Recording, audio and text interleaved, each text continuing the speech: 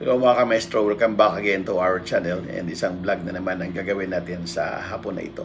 Medyo natagalan bago tayo makapag-vlog ulit since our last upload. Medyo na-busy dahil nung nakaraan ay nagkaroon ng National Conventions ang dalawang architecture organizations. The Philippine Institute of Architects doon sa Baguio and ang United Architects of the Philippines dito sa Pasay, SMX. No? And although hindi ako attendees dito sa United Architects of the Philippines na National Convention, naghatid ako ng mga pre-order na update ng aking libro, yung 2025 edition ng commentaries ng aking Republic Act 9266. So medyo natabunan yung aking schedules. So ngayon, bago ako umalis ng opisina, gusto ko sana pag-usapan kasi nung binigay ko na itong libro, no, na mga pre-order sa akin. Kung makikita nyo dito sa pinaka-ilalim na yan, nilagay ko dyan yung sinabi mismo ng Supreme Court sa desisyon ng kaso ng ating napanalo ng kaso, no, yung PICE and Leo Cleto Gamolo versus DPWH Secretary and UAP. Sinabi ng Supreme Court sa kanilang desisyon that only registered and licensed architects may prepare, sign, and seal architectural documents. So, nung na-receive ng isang nag-order sa atin na ating colleagues na architect din ay nabasa niya, no, and nakita niya yung word na may, no, kasi di ba yung wording is only registered and licensed architects may prepare, sign, and seal architectural documents. Napakagandang tanong kung bakit daw ang ginamit ay may, bakit hindi shall. Kasi sa statutory construction ng mga nasa legal minds, no, sa statutory construction, ang word na may ay discretionary or directory, no? While the word shall is mandatory. So ang question sa atin, dahil ang Supreme Court ay gumamit ng word na may, ibig daw ba sabihin ay hindi mandatory? No? Hindi mandatory na architect ang mag-sign and seal ng architectural documents? The answer is no, of course. No.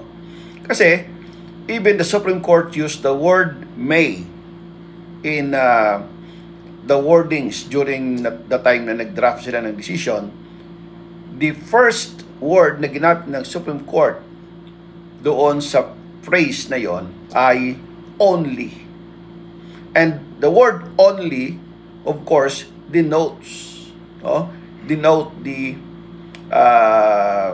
understanding of exclusivity. Di ba? So, pag tinignan ninyo, sinabi ng Supreme Court, only registered and licensed architect may. Meaning that exclusive lang sa mga arkitekto ang pagpirma at pag-prepare and pag-seal ng architectural documents. So bakit nga ba may? Bakit hindi nila sinabi ng Supreme Court yung the word shall? So sa mga architects, architecture students, architecture reviewee, no, dapat nating alalahanin that the scope of practice of architects are not limited only to the preparation, signing, and sealing of architectural documents. Kung naalala ninyo sa ating Standards of Professional Practice on Specialized Architectural Services, no, SPP 203, maraming nakalista dyan na specialized architectural services ng isang arkitekto. At ano-ano yung mga services dyan na hindi kailangan i-sign and sealed ng architect na plano or architectural documents. Example, mayroong services dyan sa SPP 203 ng historic and cultural heritage conservation and planning. So, hindi naman yan kailangan i-sign and sealed or hindi kailangan i-sealed, pwedeng i-sign. No? Yung building testing and commissioning. No? Paano ko ang work ng architect doon ay only for more on testing observation. No? So, hindi naman kailangan. Yung forensic architecture, building appraisal, contract documentation and review, no?